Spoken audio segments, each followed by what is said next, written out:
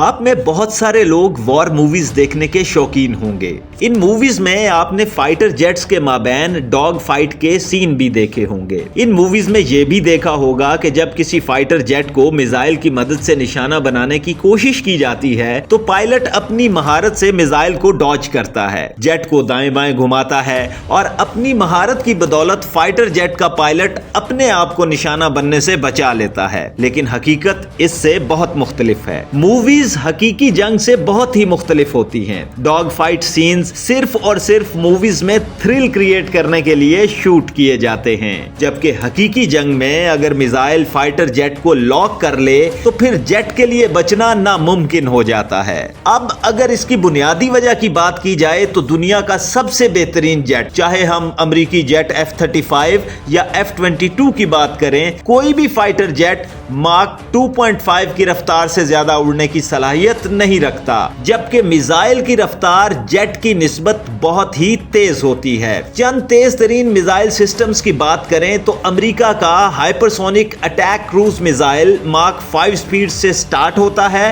اور ماک 20 تک جانے کی صلاحیت رکھتا ہے۔